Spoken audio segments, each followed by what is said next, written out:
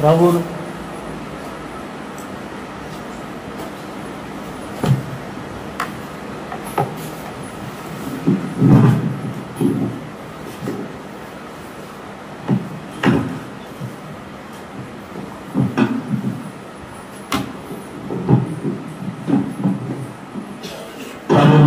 ఆరాధించుకొరకు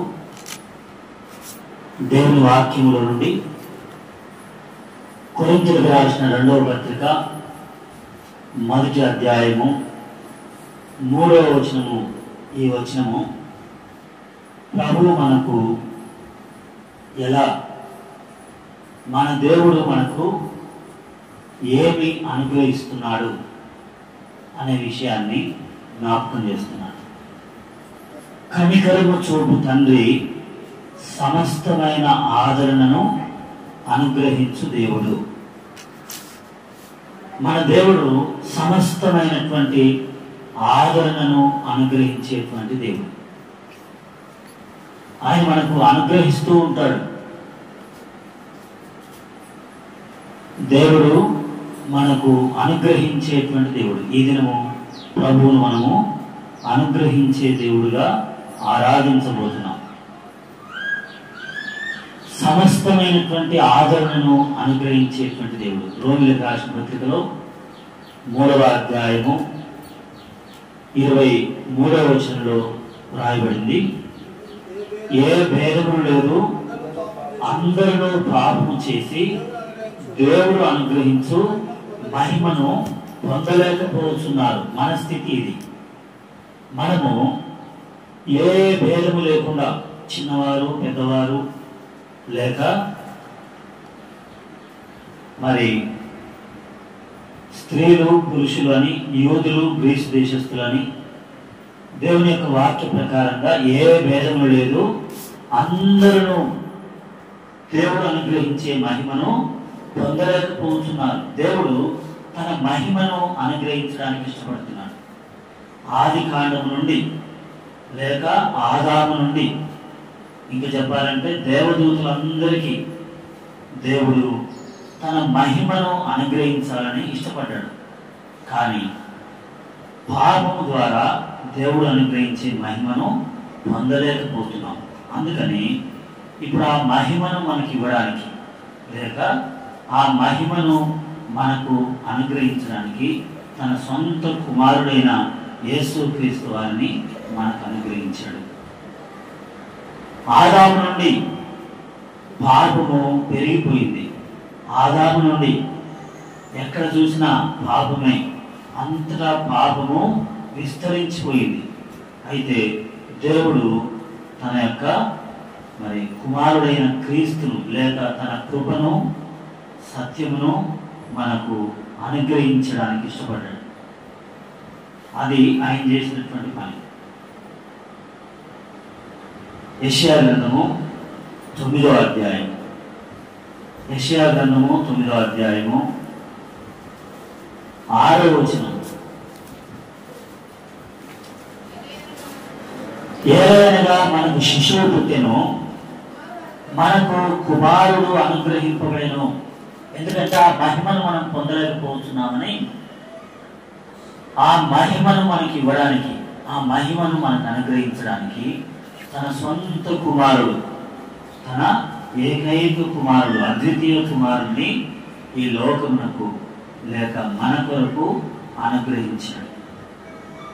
ఇది దేవుడు చేసిన పని. లేకున్నట్లయితే మన పాపముల్లో మనం ఏమైతామో నశించిపోతాం. మన పాపములో మనము నశించిపోయేవారు లేక నిత్య నరకమునకు అగ్నిగుండానికి వెళ్ళిపోయేవారు.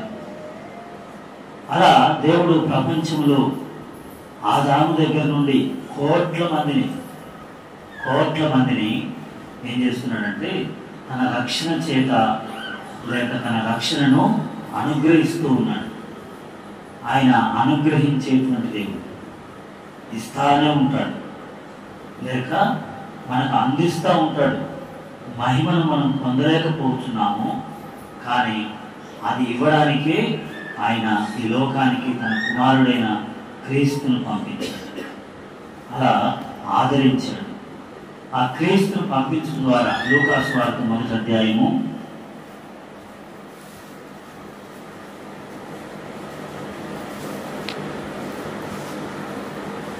లూకా సువార్త 1వ అధ్యాయము 75వ వచనం 75వ వచనము అంటే చివరిలో చదవడం సరిపోతుంది. ఆయన సన్నిధిని 75వ వచనం చివరిలో ఆయన సన్నిధిని పరిశుద్ధముగాను నీతిగాను ఆయనను సేవింపను అనుగ్రహించుటకు. కాబట్టి దేవదూతలు దేవుణ్ణి సేవించే భాగ్యమును పోగొట్టుకున్నారు, దేవుణ్ణి ఆరాధించే భాగ్యమును పోగొట్టుకున్నారు. అది మనకి అనుగ్రహించడానికి దేవదూతలు దేవుణ్ణి ప్రతి దినము ప్రతిరోజు ఎప్పుడు ఏం చేస్తుండేవారు? ఆరాధిస్తూ ఉండేవాళ్ళు. పరిశుద్ధుడు పరిశుద్ధుడు పరిశుద్ధుడు అని. అయితే దేవదూతలు పాపం చేసినప్పుడు వారిని 2వ పేతురు 2వ అధ్యాయం 4వ వచనం ప్రకారంగా 2వ పేతురు 2వ అధ్యాయము 4వ వచనం ప్రకారముగా దేవదూతలు పాపము చేసినప్పుడు ఏమయ్యారు? వాళ్ళు పాతాళ లోకమందలి కటిక చీకటి గల బిలములోనికి తోయబడ్డారు. ఇప్పుడు ఆ భాగ్యమును మరి మానవునికి ఇవ్వాలనుకున్నాడు, లేక ఆయన సేవించే అనుగ్రహాన్ని, దేవుణ్ణి సేవించే అనుగ్రహం, ఇది ఒక అనుగ్రహం మనకు. ఇది మనకు దేవుడు ఇచ్చినటువంటి అనుగ్రహం. దేవుడిని మనం ఆరాధిస్తున్నామంటే, దేవుడిని మనం స్తుతిస్తున్నామంటే దేవదూతలకు అది లేదు, దేవదూతలకు అది లేదు. దేవుడు అనుగ్రహించినటువంటి ఈ యొక్క వరం. అందుకనే పాపం వలన వచ్చు జీతము మరణము, అయితే దేవుని కృపావరము మన ప్రభువైన క్రీస్తు యేసునందు నిత్య జీవము. రోమా 6:23 మాట రాయబడింది. ఆయన మనకు నిత్య జీవాన్ని ఒక వరంగా అనుగ్రహించాడు అనే విషయాలను మనం ధ్యానిస్తాం. ఆయన కుమారుణ్ణి ఇచ్చాడు, లేక కుమారుణ్ణి అనుగ్రహించాడు. అనుగ్రహించడం అంటే అది ఎలా అంటే మనం పోగొట్టుకున్న దాన్ని, మనం పొందలేకపోతున్న దాన్ని, మనం పొందలేకపోతున్న దానిని దేవుడు మనకివ్వడమే. అది అనుగ్రహం. అనుగ్రహం అంటే అది అర్థం. అనుగ్రహం అంటే మనము పోగొట్టుకున్నాము, మళ్ళీ పొందాలనుకున్నా మనము పొందలేకపోతున్నాం. దాన్ని మరలా మనకు ఉచితముగా ఇవ్వడాన్ని అనుగ్రహము అంటారు. దేవుని యొక్క అనుగ్రహం ఏం చేస్తుంది? దేవుని యొక్క అనుగ్రహము చూడండి, రోమా 2వ అధ్యాయము, రోమీయులకు రాసిన పత్రిక 2వ అధ్యాయము 4వ వచనం చూడండి, చక్కగా వివరిస్తున్నాడు. దేవుని యొక్క అనుగ్రహము మారు మనసు పొందుటకు నన్ను ప్రేరేపిస్తూ ఉన్నది, నిన్ను ప్రేరేపిస్తూ ఉన్నది. ఈరోజు నేను మారు మనసు పొంది ఇక్కడ ఉన్నానంటే, ఈరోజు నేను రక్షించబడి ఇక్కడ ఉన్నానంటే, అపవాది ప్రేరేపణ ఏంటి? అపవాది ప్రేరేపణ దేవునికి దూరం కావడం, అపవాది ప్రేరేపణ పాపంలో పడిపోవడం, అపవాది యొక్క ప్రేరేపణ మరి దేవునికి అయిష్టమైనటువంటి కార్యాలు చేయడం, అపవాది ప్రేరేపణ మరి నిత్య నరకంలో పడిపోవడం. అది అపవాది యొక్క ప్రేరేపణ. కానీ దేవుని యొక్క అనుగ్రహము నేను మారు మనసు పొందినట్లుగా నన్ను ఏం చేసిందట? ప్రేరేపించింది. లేకపోతే నాకు ఆ మారు మనసు అని రాదు, నాకు మారు మనసు రాదు. నేను మారు మనసు పొందానంటే, ఎందుకంటే ఎవరిది వారికి తెలుసు మనం ఎంత కఠినాత్మమో, ఎవరిది వారికి తెలుసు మనం ఎంత దేవుడికి దూరంగా ఉన్నటువంటి వారము, లేక ఎంత దురలవాట్లలో ఉన్నటువంటి వారము, ఎలాంటి అవిధేయత స్థితిలో ఉన్నటువంటి వాళ్ళము. అందుకని పౌలు భక్తుడు కూడా చెప్తాడు. పౌలు భక్తుడు కూడా ఎలాంటి వాడిని ఏం చేశాడు చూడండి. తిమోతికి రాసిన మొదటి పత్రిక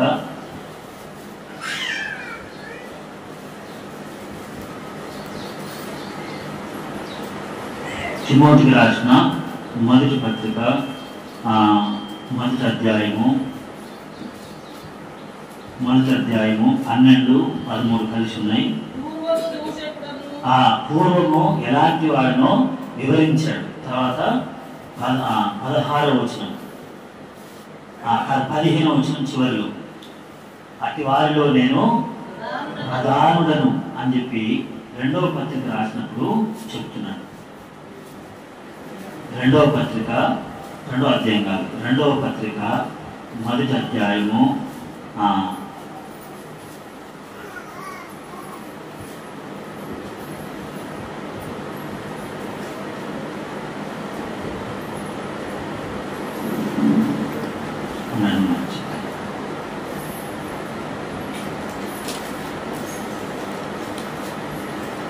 8వ మొదటి పత్రికలో ఉంది. మొదటి పత్రిక మొదటి అధ్యాయము 8వ వచనం. మొదటి అధ్యాయము 8వ వచనంలో ఆయనను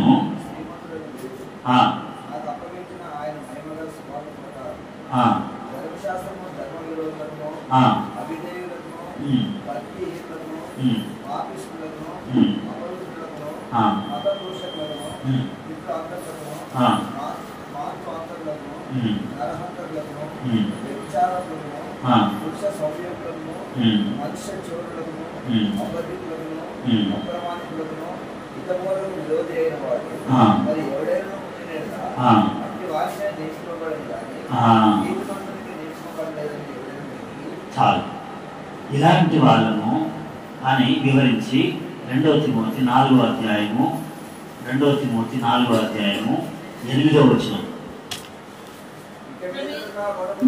ఇక మీదట నా కొరకు నీతి కిరీటం ఉంచబడి ఉన్నది. ఆ దినమందు అది నాకు మాత్రమే కాకుండా తన ప్రత్యక్షతను అపేక్షించు వారికి అందరికీ అనుగ్రహించును. కాబట్టి తిమోతికి రాస్తున్నప్పుడు నేను ఎలాంటి వాడిని లేక మనం ఎలాంటి వారు అని అంత వివరంగా రాసి 2 పత్రికల్లో మనం ఎలాంటి వాళ్ళము అని రాసి, అయితే ఎప్పుడైతే నేను అలాంటి వాడిని కానీ నాకు మాత్రమే కాదు తన ప్రత్యక్షతను అపేక్షించే వారికి అందరికీ అనుగ్రహించును. అలా దేవుడు అనుగ్రహించాడు. నాకు మాత్రమే కాదు, అందరికీ, ఒకరికి కాదు, ప్రపంచం అంతట్లో. అందులో నేను ప్రధానులను, అందులో నేను దూషకులను, అందులో నేను హింసకులను, హానికరులను. అయితే నాకు అనుగ్రహించబడింది ఈ కృప నాకు మాత్రమే కాదు అందరికీ. అలా మనందరికీ అనుగ్రహించబడింది. దేవుడు అనుగ్రహించాడు అంటే దాన్ని పోగొట్టుకున్నాం. అలా పౌలు భక్తుడు లేక సౌలుగా ఉన్నప్పుడు దేవునికి విరోధముగా ఆయన లిస్టు రాస్తున్నాడు. అలాంటి లిస్టు రాసి అలాంటి వాడు నేను, అయితే నాకు అనుగ్రహించాడు, నాకే కాదు మీకు కూడా అనుగ్రహిస్తున్నాడు. అలా దేవుడు అనుగ్రహించేటువంటి అది అనుగ్రహించడానికి తన సొంత కుమారుణ్ణి లోకానికి అనుగ్రహించాడు, తన అద్వితీయ కుమారుణ్ణి. అందుకనే దేవుడు లోకం ఎంతో ప్రేమించెను.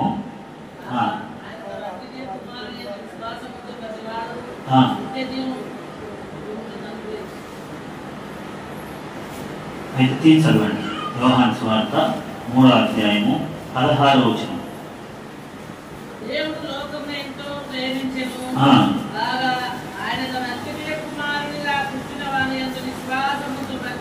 విశ్వాసముంచు ప్రతి వాడును నశింపక నిత్య జీవం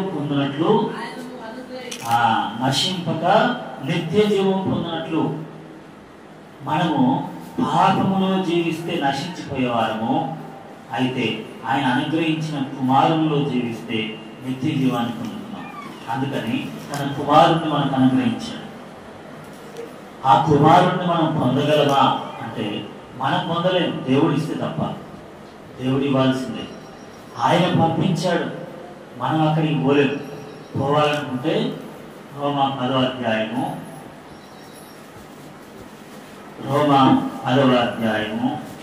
మనం అక్కడికి పోలేము. కానీ చూడండి, చాలా తేటగా రాస్తున్నాడు. 7వ వచనం.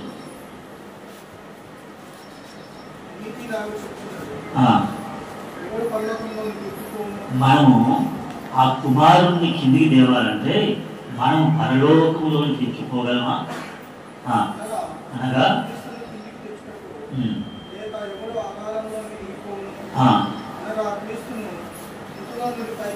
కాబట్టి మనము యేసు ప్రభువారిని కిందికి తీసుకొని రావాలంటే ఆదాము దగ్గర నుండి ఎవరి వల్ల కాదు, దేవదూతుల వల్ల కూడా కాదు. పోనీ ఆయన చనిపోయినప్పుడు ఆయన పైకి తీసుకొని రావడం కూడా ఎవరి వలన కాదు, దేవుడు అనుగ్రహించాల్సిందే. దేవుడు అనుగ్రహించిన కృపావరం, మనకిచ్చిన రక్షణ. యేసు ప్రభువారు ఈ కిందికి దిగి రావడమే కానీ, మృతులలో నుండి ఆయన తిరిగి లేవడమే కానీ అది ఎవరి వలన కలిగింది కాదు, దేవుడు అనుగ్రహించాలి. అదే ఎఫెసీయులకు రాసిన పత్రికలు కూడా అంటాడు. ఎఫెసీయులకు రాసిన పత్రిక మన వల్ల ఏది కాదు, ఎవరి వలన ఏది కాదు. ఎఫెసీ 4వ అధ్యాయం ఇక్కడ తేటగా రాస్తున్నాడు. 8వ వచనం. అందుచేత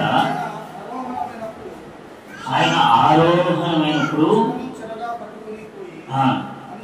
మనసులకు ఏమిచ్చాడట?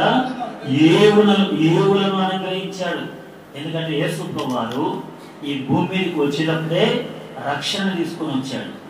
ఆయన సమాధి చేయబడి తిరిగి లేచినప్పుడే మనకు రక్షణ తీసుకొని వచ్చాడు. ఒక నిరీక్షణ తీసుకొని వచ్చాడు. రక్షణ అనేటువంటి ఈవి, నిరీక్షణ అనేటువంటి ఒక ఈవి అలా మనము ఆదరించాడు. మానవులందరూ కూడా లేక ప్రవక్తలు లేక యాజకులు ఈ లోక సంబంధంగా ఎవరైనా సరే ఎవరు కూడా కిందికి తీసుకొని రాలేరు, లేక పైకి తీసుకొని పోలేరు. మనం అంతగా వెళ్ళలేము, ఎవరు రాలేరు, అంతటి వారు ఎవరు లేరు. ఒకవేళ హనోకు ఉన్నాడు అనుకోండి, హనోకుని దేవుడు తీసుకుపోవాల్సిందే, ఆయన పోలేడు. ఏలియా ఉన్నాడు అనుకోండి, ఏలియాను కూడా ఎవరు తీసుకుపోవాలి? దేవుడు తీసుకుపోవాలి. ఒకవేళ మరలా హనోకుని తీసుకురావాలి, ఎవరు తీసుకురావాలి? దేవుడే తీసుకుని రావాలి. కాబట్టి అలా ఎవరు చేయలేనటువంటిది, ఎవరు ఇవ్వలేనటువంటిది, ఎవరు పొందలేనటువంటిది దేవుడు ఇస్తే దాన్ని ఏమంటారంటే, దాన్ని మనం పొందితే అది అనుగ్రహం.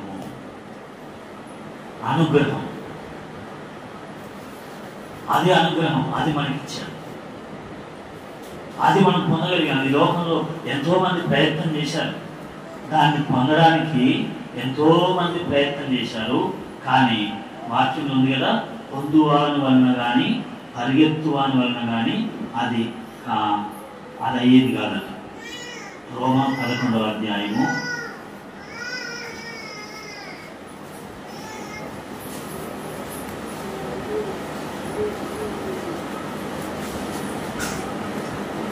11వ అధ్యాయము ఇక్కడ 28వ వచనం లేక 20 చూడండి అక్కడ, క్షమించండి, 9వ అధ్యాయము 18వ వచనం. 9:18. కావున ఆయన ఎవరిని కనికరింపగోరునో వారిని కనికరించను.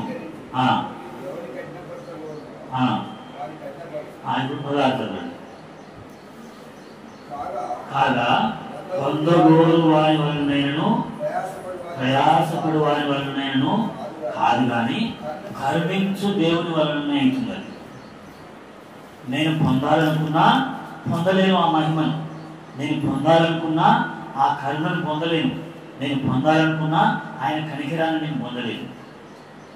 అది దేవుడు అనుగ్రహించాలి, అది దేవుడు అనుగ్రహించాలి. దేవుడు అనుగ్రహించకపోతే అది నా వలన అయ్యేది కాదు, నేను పొందలేను. ఈరోజు ఇలా నేను రక్షించబడి లేక ఆయన సేవలో ఉండి ఆయన వాక్యం బోధిస్తూ ఆయన ఆరాధిస్తున్నానంటే అది దేవుడు అనుగ్రహించిన కృప, అంతేగాని అది నా వలన అయింది కాదు అంటాడు. 1 కొరింథీ 15:10 అంటాడు అన్నమాట. 1 కొరింథీ 15:10 అది దేవుడి వలననే అయింది, కానీ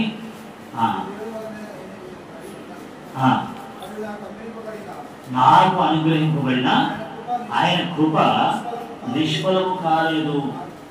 ఎందుకంటే ఆ కృప నాకు అనుగ్రహింపబడింది. సౌలుకైతే ఆ కృప అనేది తీసివేయబడిందని రాయబడింది, కానీ దేవుడు ఆ కృపను మనకి ఇచ్చాడు. ఎంత అంటే అధికమైనటువంటి, ఎంతో అధికమైనటువంటి కృపను ఇచ్చాడు. అది క్రీస్తు శిలువ రక్తం ద్వారా. అది దేవుని అనుగ్రహం, దేవుని యొక్క అనుగ్రహము. అది లేకపోతే మనం పొందలేము. చాలా మందికి ఆశ ఉంది, చాలా మందికి ఆశ ఉంది, పొందలేదు. పొందాలనుకున్నారు, చూడాలనుకున్నారు, చూడలేకపోయారట అని కొత్త నిబంధనలో యేసు ప్రభువు చెప్తారు. ఇవన్నీ కూడా ప్రవక్తలు చూడాలనుకున్నారు, చూడలేకపోయారు. మత్తయి సువార్త 15వ అధ్యాయము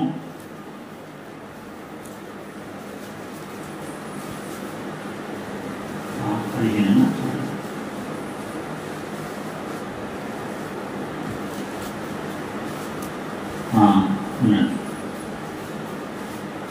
13వ అధ్యాయము 16-17 వచనం.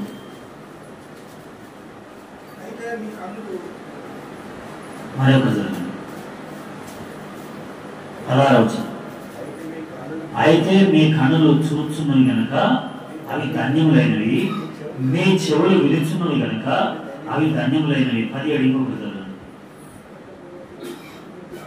అనేక ప్రవక్తలను నీతిమంతులను మీరు చూచు వాటిని చూడగోరారు కానీ చూడలేకపోయారు, వినువాటిని వినగోరారు కానీ వినలేకపోయారు. అది దేవుడు అనుగ్రహం. ఎందుకంటే వాళ్ళు చూడాలనుకున్నారు, చూడలేకపోయారు, వినాలనుకున్నారు, వినలేకపోయారు. మనము చూడగలుగుతున్నాము, చూస్తున్నట్లుగా దేవుడు అనుగ్రహించాడు. మనం వినగలుగుతున్నాము, వినున్నట్లుగా దేవుడు అనుగ్రహించాడు. మనం అనుభవించగలుగుతున్నాం, మనం అనుభవించినట్లుగా దేవుడు అనుగ్రహించాడు. యేసు ప్రభువు ఆ రోజుల్లో చెప్తున్నాడు. అలా చాలామంది ఆశించారు, అయినా పర్వాలేదు, కానీ దేవుడు మనకు అనుగ్రహించాడు. అదే కుమారుని ద్వారా ఆ రక్షణ, ఆ విమోచన, ఆ విడుదల, ఆ గొప్ప కార్యం. చాలామంది చూడాలనుకున్నారు, కానీ అప్పుడు అక్కడున్న శిష్యులు చెప్తున్నాడు, లేక అక్కడున్న ప్రజలు చెప్తున్నాడు. యేసు ప్రభు వారు శిలువలో మరణించడం చూశారు, వాళ్ళు యేసు ప్రభు వారు తిరిగి లేవడం చూశారు, యేసు ప్రభు వారు అద్భుతాలు చేయడం చూశారు, యేసు ప్రభు వారు అక్కడ నీళ్ళ మీద నడవడం చూశారు, యేసు ప్రభు వారు ఆయన చనిపోయిన వారిని తిరిగి లేపడం చూశారు. యేసు ప్రభు వారు చేసిన కార్యాలన్నీ చూస్తున్నాం. మీ కన్నులు, మీ చెవులు, మీరు ధన్యులైనవి. అది మీకు అనుగ్రహించబడింది, అది అనుగ్రహించబడింది. ఒకసారి పిలాతు అంటాడు ఏమంటే, నేను నిన్ను విడిపిస్తాను, నిన్ను విడిపించడానికి నాకు అధికారం ఉంది అంటే. యోహాను 19వ అధ్యాయము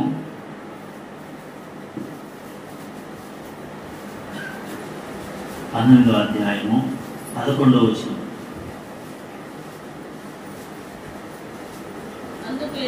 అందుకు యేసు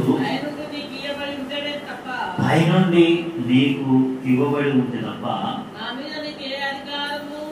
కాబట్టి పైనుండి దేవుడు ఇవ్వాల్సిందే అంటాడు. శిలువలో ఆయన చేసే కార్యాన్ని బట్టి నేను నిన్ను విడిపిస్తాను లేదు, అది దేవుడు ఇవ్వాలి, దేవుడు అనుగ్రహించాలి. దేవుడు మనకు అనుగ్రహించింది. అనేకులు పొందాలనుకున్నారు కానీ పొందలేకపోయారు. ఎంతోమంది మన దేశంలో అయితే తపస్సులు చేశారు, ఎంతోమంది తపస్సులు చేశారు, ఎంతోమంది యజ్ఞాలు చేశారు, ఎన్నో యాగాలు చేశారు. అయినా వారు పొందలేదు. కానీ ఉచితంగా ఆయన రక్తం ద్వారా, ఆయన శిలువ కార్యం ద్వారా, ఆయన చేసినటువంటి బలియాగం ద్వారా మనకు ఉచితంగా అనుగ్రహించబడింది. ఇది ఏదో సాధారణమైన అనుకోవద్దు. ఇది ఎంతోమంది ప్రయత్నం చేశారు. ఎంతమంది ప్రయత్నం చేసినా అది దొరకలేదు. కానీ మనకు దొరికింది. చాలామంది ప్రయత్నం చేశారు, ప్రయత్నం చేసి విఫలమైపోయారు. ఒకవేళ ఏషావు గురించి అంటాం. ఏషావు మారు మనసు పొందడానికి అవకాశం దొరకలేదట. చాలామంది దొరకలేదు. చాలామంది అలానే వెళ్ళిపోయారు. అందుకని మరి దావీదు కూడా అంటాడు, సమూయేలు మొదటి గ్రంథం 2వ సమూయేలు మొదటి గ్రంథం 15వ అధ్యాయం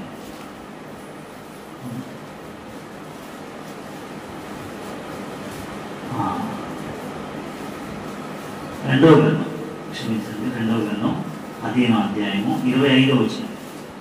15:25.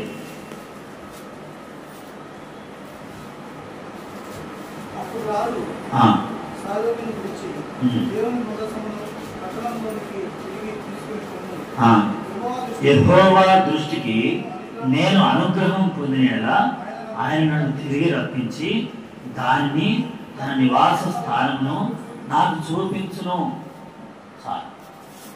అలా దేవుని యొక్క మందసాన్ని, దేవుని యొక్క నివాస స్థలాన్ని చూస్తున్నామంటే అది దేవుడు అనుగ్రహిస్తే తప్ప, లేక దేవుని దృష్టిలో మనము అనుగ్రహం పొందేది తప్ప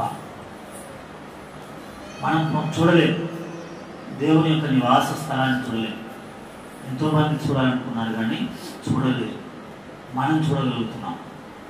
ఆయన మందసం అనగా ఆయన యొక్క సన్నిధి, లేక ఆయన యొక్క శరీరం, రక్తం, లేకపోతే ఆయన యొక్క మందిరం, లేకపోతే ఆయన సన్నిధి, సహవాసం. అది దేవుని అనుగ్రహంలోనే మనము పొందగలిగి ఉన్నాం. లేకపోతే అది చాలామంది అనుకున్నారు కానీ దానివల్ల కాదు, వారి వల్ల కాదు. ఎందుకంటే సౌలు కాలంలో అలాగే అనుకున్నాడు, కానీ అది దొరకలేదు.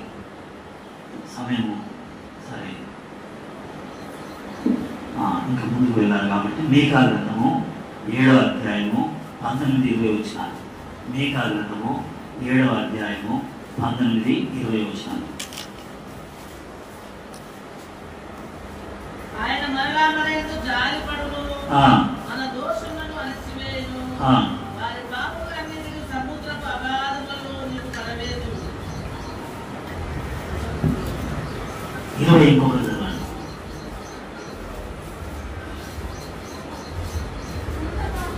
పూర్వకాలన నీవు మా పితరుడైన అబ్రహాము యాకోబులకు ప్రమాణం చేసిన సత్యమును కనికరమును నీవు అనుగ్రహించు. ఏదైతే అబ్రహాముతో యాకోబుతో దేవుడు ప్రమాణం చేశాడో అది మాకు ఇస్తావు. ఎలా అంటే మా పాపమును పరిహరించడం ద్వారా అనే ఒక సత్యాన్ని ఇక్కడ వివరిస్తూ అది క్రీస్తులో నెరవేర్చాడు. అది క్రీస్తులో నెరవేర్చబడింది. అబ్రహాము యాకోబులకు దేవుడు ఏదైతే వాగ్దానం చేశాడో ఆ వాగ్దానం క్రీస్తులో అనుగ్రహించాడు మనకు అని చెప్తున్నాడు. అదే పాప పరిహారము. 18వ వచనంలో కూడా అంటాడు అదే మాట. అదే సమయం లేదు కాబట్టి 18వ వచనం చూస్తే చాలు. 18వ వచనంలో కూడా అదే మాటను చెప్తాడు. అలా సత్యాన్ని, కృపను మనకు అనుగ్రహించాడు. ఆ కృపా సత్య సంపూర్ణుడుగా మన మధ్యకు వచ్చాడు యేసుప్రభువు. పాత నిబంధనలో భక్తులైనటువంటి వారికి ఏదైతే బోధించబడిందో క్రీస్తులో మనకు అది అనుగ్రహించబడింది. అక్కడ వాళ్ళకి చెప్పడం మాత్రమే, కానీ కొత్త నిబంధనలో ఉన్న మనకేమో అనుగ్రహించబడింది. పూర్తిగా మనం పొందగలుగుతున్నాం. అదే అనుగ్రహం. వాళ్ళు అనుకున్నారు అది చూస్తే బాగుందని. వాళ్ళు అనుకున్నారు. అబ్రహాము అనుకున్నాడు, యాకోబు అనుకున్నాడు, లేక సమూయేలు అనుకున్నాడు, దావీదు అనుకున్నాడు. అందుకని అపోస్తల కార్యములు 13వ అధ్యాయంలో ఆ మాట జ్ఞాపకం చేస్తాం. అపోస్తల కార్యములు 13వ అధ్యాయంలో అన్ని చెప్పడానికి సమయం సరిపోదని ఇలా కొన్ని మాటలు చూపిస్తున్నాం. 13వ అధ్యాయము 35వ వచనమా 34వ వచనం. మరియు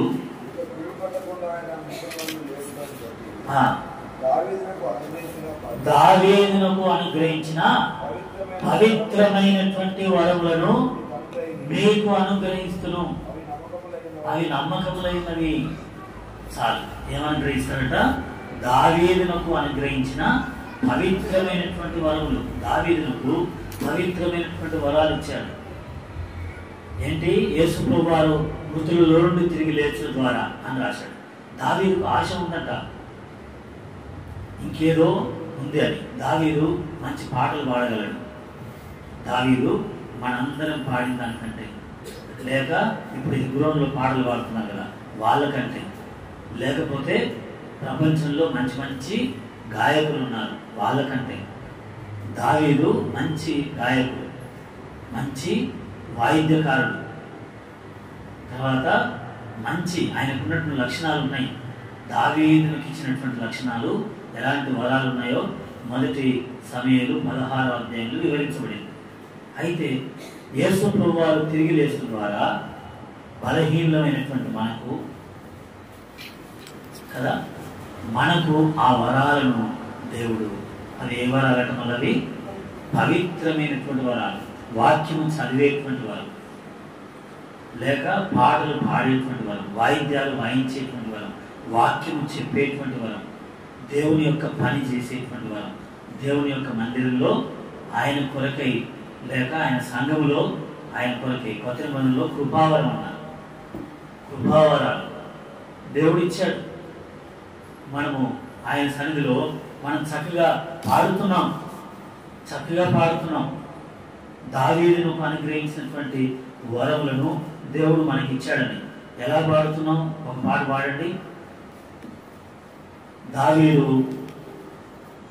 కీర్తనలో నుండి ఆయన పాడినటువంటి, దావీదు పాడినటువంటి పాటల్లో నుండి ఒక పాట ఏదైనా పాడండి.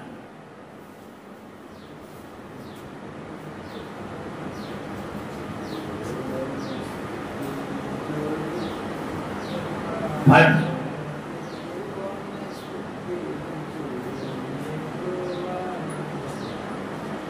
సరే, భయపడుతున్నాను, నేనే పాడతాను. సరే, ఆయన పాడిన పాట. దేవుణ్ణి స్తుతించుడి ఎల్లప్పుడు, దేవుని స్తుతించుడి. ఆ దేవుని ఎల్లప్పుడు దేవుని స్తుతించుడి. ఆయన పరిశుద్ధ, ఆయన పరిశుద్ధాలయ, ఆయన సన్నిధిలో, ఆయన ఎల్లప్పుడు దేవుని. ఇంకోటి వాళ్ళు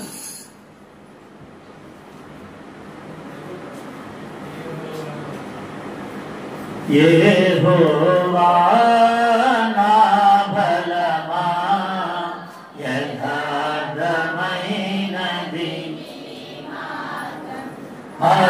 పరిపూర్ణమై స్థిరమైనది నీ మార్గం యెహోవా నా దీపమును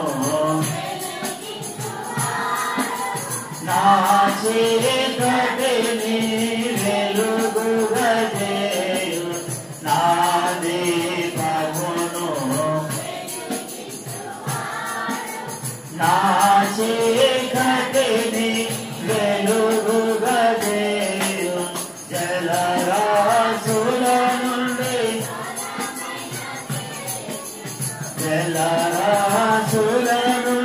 బలమైన వెలుపల చేసిన బలమైన వెలుపల చేసిన యెహోవా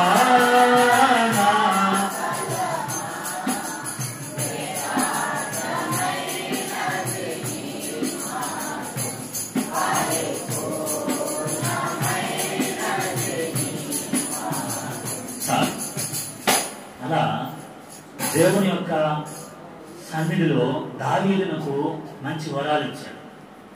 పాటలు పాడేటువంటి వరం, లేక పాటలు రాసేటువంటి వరం కూడా ఇచ్చాడు.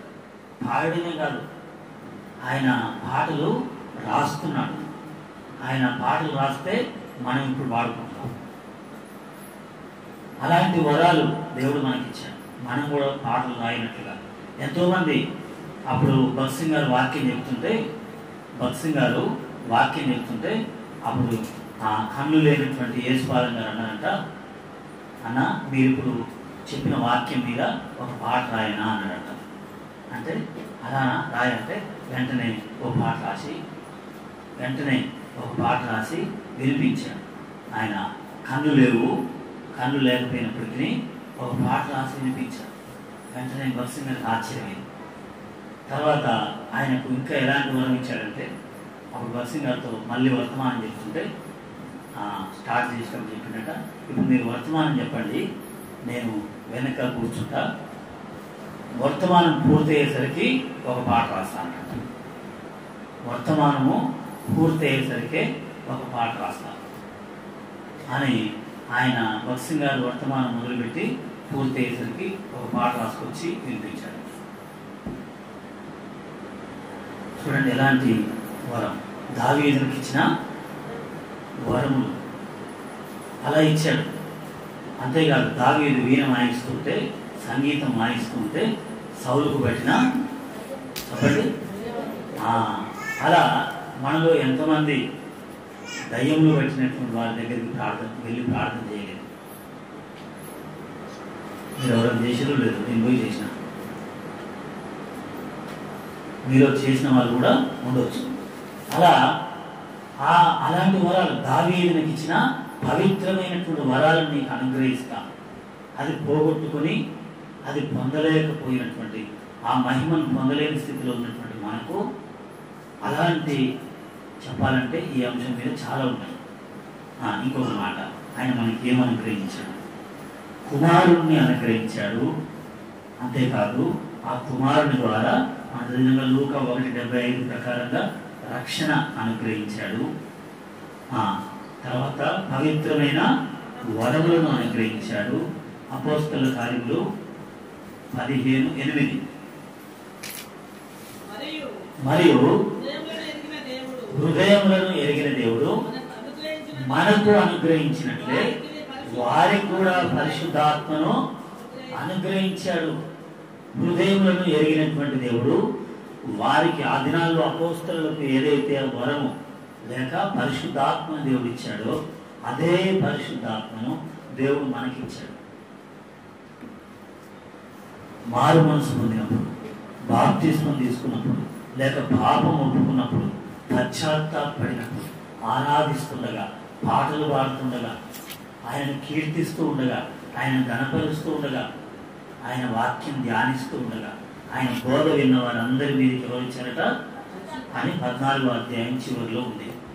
అలా వాక్యం వింటూ ఉండగా, ఆయన వాక్యం చదువుతూ ఉండగా, ఆయన వాక్యము బోధిస్తూ ఉండగా, లేక ఆయన పాటలు పాడుతుండగా ఏమొచ్చింది? దేవుని వద్ద నుండి పరిశుద్ధాత్ముడు దిగి వచ్చాడు. అలా అనుగ్రహించబడ్డాడు. పరిశుద్ధాత్ముడు మనకు అనుగ్రహించబడ్డాడు. అది అనుగ్రహము అనేకులకు లేదు. అనేకులకు లేదు. మనకంటే కూడా పవిత్రంగా జీవించే ఆ లోకస్తులతో ఉన్నారు. కానీ వారికి లేదు ఆ పరిశుద్ధాత్మ వరం. దేవుడు మనకిచ్చాడు. మనము ఏమైనామంటే అనుగ్రహ ప్రాప్తులమైన. చూడండి, రోమిలకు రాసిన పత్రిక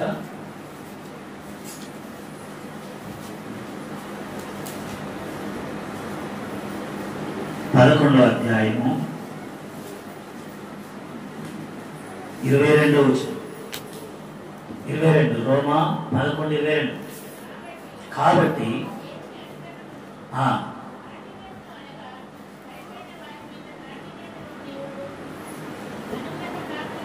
నీవు అనుగ్రహ ప్రాప్తుడవై, మనం ఏమేనమాట, అనుగ్రహ ప్రాప్తుడవై నిలిచి ఉన్న యెడల నీ మీద ఉన్న దేవుని అనుగ్రహమును చూడుము అన్నారు. దేవుని అనుగ్రహ ప్రాప్తులు మనం పొందాము. అనుగ్రహ ప్రాప్తులు ఎంతో మంది. మా సొంత అక్క కుమారుడు బాప్తిస్మం తీసుకున్నాడు. ఆయన మందిరానికి వెళ్ళేది. ఏ మందిరం అంటే చిన్న గొర్రెపిల్ల సంఘం. ఆ సంఘం పేరు మీరు చిన్న గొర్రెపిల్ల సంఘం.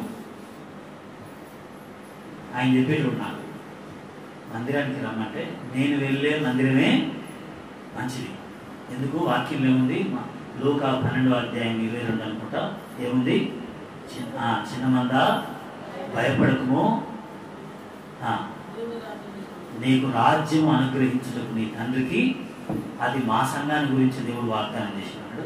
ఇప్పుడేమో రైతు సిద్ధాంత బొట్లు పెట్టుకొని యేసు ప్రభు శ్రీకృష్ణుడు 2వ అనుకుంటూ జరుగుతుంది. నిలిచి ఉండలేదు అనేకులు. నేను నిలిచి ఉన్నానంటే అది దేవుని అనుగ్రహము. అనుగ్రహ ప్రాప్తులని నీవు నిలిచి ఉన్నావంటే దేవుళ్ళు, అది నీవు అనుగ్రహ ప్రాప్తులమై ఉన్నాము. అది దేవుని అనుగ్రహం. అందుకని ఏమంటున్నాడంటే మొదటి కొరింథీ మనం చదువుకున్న మాటలో సమస్తమైన ఆదరణను అనుగ్రహించేటువంటి దేవుడు. ఊరికనే కాదు, మనందరం కూడా ఆదరణను పోగొట్టుకునేటువంటి వారు. మనందరం కూడా ఆదరణ లేక నెమ్మది, శాంతి, సమాధానం, లేకపోతే వెలుగు, మహిమ, తేజస్సు పోగొట్టుకునేవారము. కానీ దేవుడు అనుగ్రహించేవాడు. అనుగ్రహించాడు మనకు. ఇంకా 2 వచనాలు చదువుదాం, ఆరాధన చేద్దాం. చూడండి,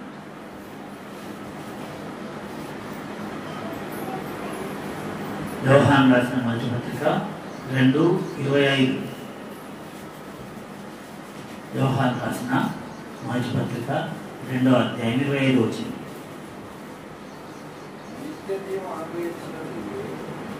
నిత్య జీవము అనుగ్రహించునని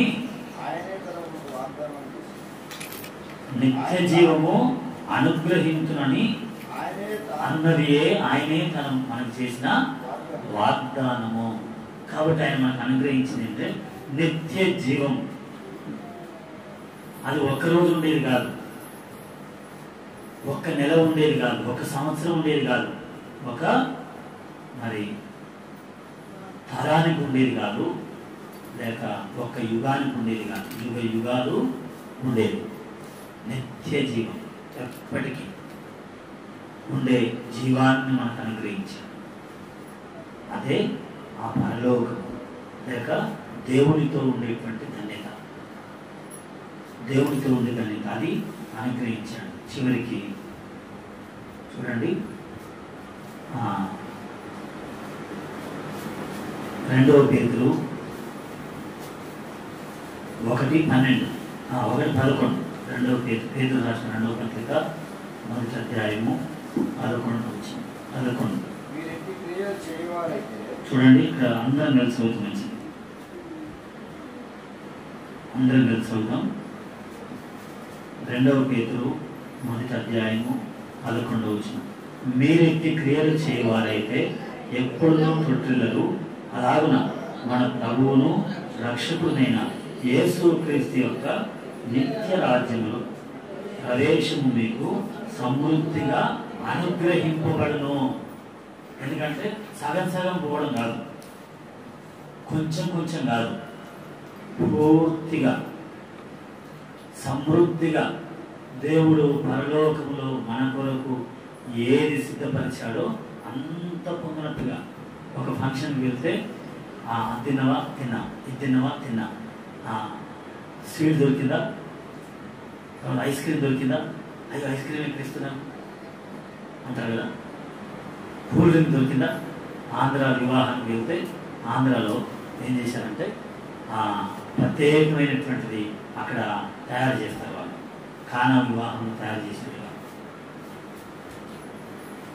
అదేందో ఇస్తుంటే ఏమనుకున్నాను నేను, ఏమనుకుంటే అయిపోయిన తర్వాత వచ్చేటప్పుడు నీకు అది దొరికిందంటే దొరకలేదన్న, అది ఇక్కడ స్పెషల్ అన్న అక్షణ అని చెప్పి అది తీసుకొని వచ్చి ఇంట్లో ఫ్రిడ్జ్లో పెట్టి చాలా రోజులు ఫ్రిడ్జ్లో పెట్టి ఆ పెళ్లి కొడుకు వాళ్ళు 6 నెలల తర్వాత కలిస్తే నీ పెళ్ళికి ఇచ్చిన డ్రింకు ఇప్పటి వరకు కూడా దాచిపెట్టినా అని చెప్పాను. అన్ని రోజులు ఉండదన్న, అది అన్ని రోజులు ఉండదు. ఎన్ని రోజులు ఉంటుంది, ఎందుకంటే అది అప్పటికప్పుడు తయారు చేసింది, తర్వాత అందులో ఏ కెమికల్ కలవంది కాబట్టి ఎక్కువ నిల్వ ఉండదు. అన్ని రోజులు ఎందుకు ఉంచారన్న ఉందో అంటే గుర్తు కొరకు అని చెప్పిన. కానీ పరలోకంలో దేవుడు ఇచ్చేది ఎలాంటిది చెప్పండి. అబ్రహాం వెళితే అబ్రహాం పొందాడు అది. యాకోబు వెళ్తే యాకోబు, దావీదు వెళ్తే దావీదు, పౌలు వెళ్తే పౌలు, భక్సింగ్ గారు వెళ్తే భక్సింగ్ గారు. ఇప్పుడు నేను వెళ్తే నాకు కూడా అది ఎప్పుడు కూడా ఏం కాదు, చెడిపోదు. అలా అందరూ తర్వాత